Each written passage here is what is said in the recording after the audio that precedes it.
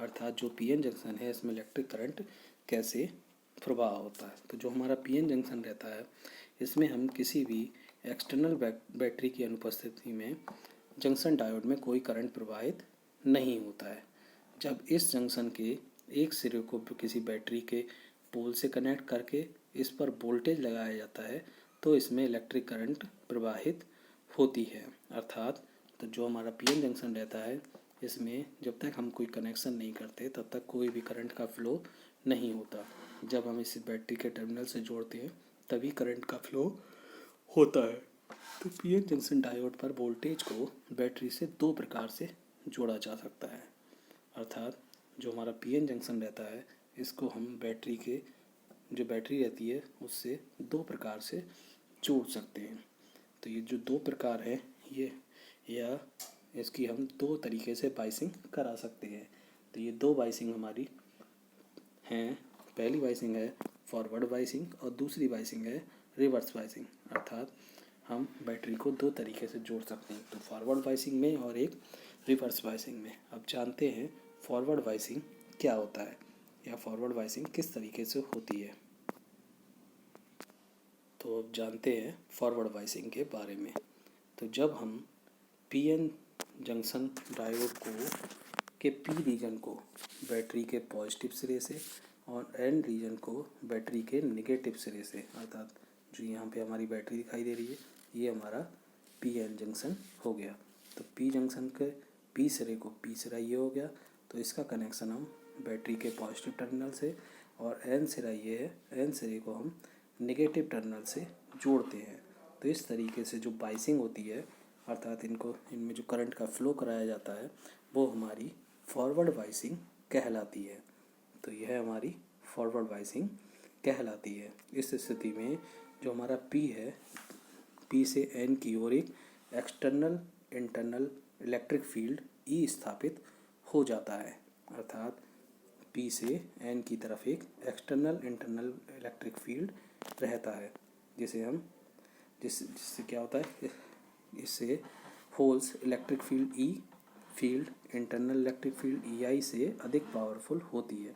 इस प्रकार holes electric field ई की डायरेक्शन में पी फील्ड से एन फील्ड की ओर चलते हैं तथा इलेक्ट्रॉन एन फील्ड से पी फील्ड की ओर चलने लगते हैं। अर्थात यदि हमें इस सर्किट को पूरा करना है तो इसमें करंट के फ्लो की डायरेक्शन इस तरीके से मतलब होते हुए पीएन जंक्शन से होते हुए बैटरी और बैटरी से पीएन जंक्शन तक जाएगी। तो इसमें जो इस तरीके से जो बैरियर रहेगा वो बैरियर का प्रभाव कम होगा। अर्थात जो हमारा पी फील्ड है तो पी फील्ड से एन फील्ड की ओर हमारे जो होल्स रहते हैं वो चलने लगते हैं, और जो हमारे एन फील्ड में इलेक्ट्रॉन है वह हमारे इलेक्ट्रॉन एन फील्ड से पी फील्ड की ओर चलने लगते हैं। तो इस तरीके से करंट अप्लाइड होती है। यह करंट अप्लाइड पी वोल्टेज के बढ़ने पर तेजी से बढ़ती है।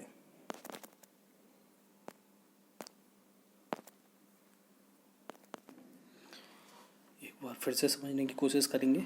जो बाइसिंग है, बाइसिंग का मतलब होता है युक्ति को वोल्टेज सोर्स से जोड़ना। अर्थात कोई भी युक्ति है उसको हम बैटरी से कनेक्ट करें तो वो हमारी बाइसिंग कहलाती है।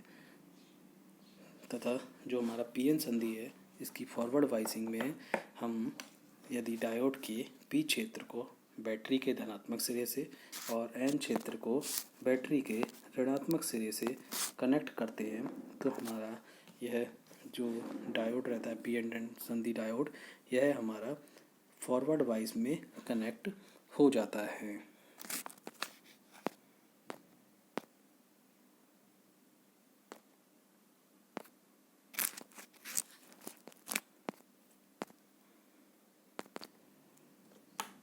अगर वाइसिंग में आरोपित वोल्टेज बैरियर का विरोध करती है, अर्थात इसमें फॉरवर्ड वाइसिंग में जो हमारी वोल्टेज रहती है वो जो हमारा जंक्शन बैरियर बनता है इसका विरोध करती है।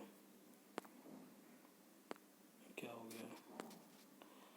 हाँ, अब सही है। अगर वाइसिंग में स्थित बायस वोल्टेज पी क्षेत्र के मेजॉरिटी वाहक होलों को एन और एन क्षेत्र के मेजॉरिटी वाहक इलेक्ट्रॉनों को जंक्शन की ओर रिपेल करते हैं विकसित करते हैं। यदि आरोपित विभव डायोड के विभव बैरियर से अधिक है तो पी क्षेत्र के होल एन क्षेत्र के इलेक्ट्रॉनों से जंक्शन पार करने में समर्थ हो जाएंगे और इस प्रकार डिप्लीशन क्षेत्र के धनात्मक दाता आयन व ऋणात्मक सोडियम आयन को फिर से क्रमशः इलेक्ट्रॉन व होल्स प्राप्त होने लगते हैं, जिससे अवक्षय परत की चौड़ाई घट जाती है और बैरियर घट जाता है।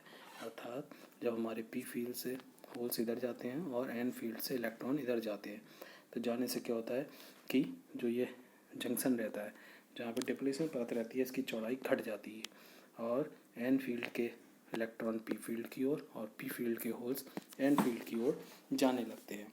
यदि बाय तो इसके लिए हमें क्या करना होता है, एक निश्चित वोल्टेज जो हमने देखा था जर्मेनियम के लिए 0.3 थी और सिलिकॉन के लिए 0.7 वोल्ट थी, उससे अधिक का विभव लगाना होता है। यदि बायस वोल्टेज को और अधिक बढ़ाया जाए तो डिप्लीशन क्षेत्र की चौड़ाई और कम होने लगती है, जिससे भारी संख्या में मेजॉरिटी वाहक इलेक्ट्रॉन और होल्स जंक्शन को पार करने लगते हैं। बहुत बड़ी संख्या में ये एक दूसरे को पार करने लगेंगे और परिपथ में धारा जो प्रवाहित धारा है उसका मान बढ़ने लगेगा। तो इसमें हमारे जो करंट की डायरेक्शन रहेगी वो पॉजिटिव से नेगेटिव टर्मिनल की तरफ रहेगी। यदि अग्रवाइस में भारी संख्या में इलेक्ट्रॉन व होल्स जंक्शन को पार करते हैं किंतु पी क्षेत्र के होल्स एन क्षेत्र में और के इलेक्ट्रॉनों की संख्या नियत रहती है, इसको निम्न प्रकार समझ सकते हैं। अर्थात जो हमारे फॉरवर्ड बायसिंग है इसमें इलेक्ट्रॉन्स और होल्स एक दूसरे की तरफ बहुत तेज़ी से पार करते हैं, लेकिन फिर भी जो हमारे होल्स और इलेक्ट्रॉन्स हैं इनकी संख्या क्या रहती है, नियत रहती है। तो जब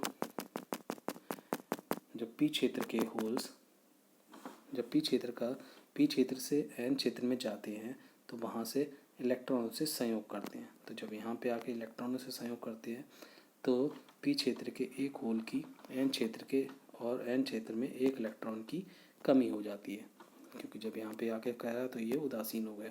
तो इस तरीके से यहाँ होल की कमी हुई और यहाँ इलेक्ट्रॉन की कमी हो गई। अब पी क्षेत्र के होल की कमी को पूरा करने के लिए पी क्षेत्र के किसी सहसंयोजी बंध से एक इलेक्ट्रॉन टूटकर बैटरी के धनात्मक सिरे की तरफ जाता है। इस तरीके से ये हमारा जो पी रीजन है इसमें से कोई भी कोवैलेंट बॉन्ड सहसंयोजी बंध टूटेगा जिससे कोई इलेक्ट्रॉन फ्री होगा और फ्री होने के बाद वो क्या होगा, यहाँ से बैटरी के पॉजिटिव टर्मिनल की ओर जाएगा। तो जब वह पॉजिटिव टर्मिनल की ओर जाएगा तो इसके जाने से क्या होगा, तो जाने से यहाँ पर एक होल जनरेट होगा पी क्षेत्र में और एन फील्ड में इलेक्ट्रॉन की पूर्ति के लिए बैटरी के ऋणात्मक टर्मिनल से एक इलेक्ट्रॉन एन फील्ड की ओर आ जाएगा। तो इस तरीके से हमारे पी फील्ड में होल्स की संख्या बराबर होती रहती है और एन फील्ड में हमारे इलेक्ट्रॉन्स की संख्या की पूर्ति होती रहती है, जिससे कि इलेक्ट्रॉनों के नुकसान की भरपाई होती रहती है। तो इस प्रकार हम देखते हैं पी क्षेत्र में धारावाहक हमारे होल हैं या चार्ज कैरियर्स होल हैं और एन क्षेत्र में हमारे धारावाहक या चार्ज कैरियर्स इलेक्ट्रॉन्स हैं, किंतु जो बाहरी परिपथ है उसमें केवल इलेक्ट्रॉन ही धारा का वहन करते हैं, क्योंकि जब यहाँ से इलेक्ट्रॉन्स जा रहे हैं और यहाँ से इलेक्ट्रॉन इसमें एंटर कर रहे हैं, जब यहाँ से जा रहे हैं तो यहाँ पे हमारे लिए होल्स मिल रहे हैं और यहाँ पे पहुँच रहे हैं तो यहाँ पे हमारे लिए इलेक्ट्रॉन्स मिल रहे हैं। तो इस तरीके से आप लोग समझ गए होंगे कि पी क्षेत्र में और एन क्षेत्र में जब इलेक्ट्रॉन और होल्स एक दूसरे की तरफ जाते हैं तब भी अपने क्षेत्र की संख्या उनके क्षेत्र की संख्या कैसे सीमित रहती है। एक बार फिर से समझते हैं इसके लिए। तो अग्रवाइस में डायोड का एनोड और उसके कैथोड के सापेक्ष धनात्मक होता है तथा बैटरी पोटेंशियल बैरियर का विरोध करती है, और जब पोटेंशियल बैरियर का विरोध करती है तो क्या होता है, पी क्षेत्र के होल से एन क्षेत्र की ओर के इलेक्ट्रॉन्स जंक्शन की ओर विकर्षित होते हैं। अर्थात पी क्षेत्र के होल भी जंक्शन की तरफ और एन क्षेत्र के होल भी और इलेक्ट्रॉन भी जंक्शन की तरफ, तथा डिप्लीशन क्षेत्र की चौड़ाई जो क्या है, कम हो जाती है। यदि अप्लाइड वोल्टेज को पोटेंशियल बैरियर से अधिक कर दिया जाए तो डिप्लीशन क्षेत्र में दाता और स्वीकारक आयनों की क्रमशः इलेक्ट्रॉन व होल्स पुनः प्राप्त होने लगते हैं। संख्या उनकी जो है कम हो जाती है आयनों की और हमें इलेक्ट्रॉन और होल्स पुनः प्राप्त होने लगते हैं, जिससे डिप्लीशन क्षेत्र का तथा बैरियर समाप्त हो जाता है। अतः फॉरवर्ड वाइज में मेजॉरिटी चार्ज कैरियर्स जंक्शन को पार करने में समर्थ हो जाते हैं और धारा का प्रवाह होने लगता है। तो यह हमारा पीएन जंक्शन का बाइसिंग थी, फॉरवर्ड बाइसिंग। अब हम लोग बात करेंगे पीएन संधि की रिवर्स बाइसिंग की। पीएन संधि की रिवर्स बाइसिंग, यहाँ इसका रिवर्स बाइसिंग में क्या होता है, इसका अपोजिट होता है। पीएन संधि की रिवर्स बाइसिंग में पीएन संधि की फॉरवर्ड बाइसिंग का अपोजिट होता है। यदि डायोड के पी सिरे को ऋणात्मक टर्मिनल से और एन सिरे को धनात्मक सिरे से जोड़ा जाए तो वह हमारा रिवर्स बाइस कहलाता है। तो रिवर्स बाइस में आरोपित वोल्टेज में बैटरी का सहयोग होता है और इसमें जो धारा की दिशा रहती है वो क्या हो गया,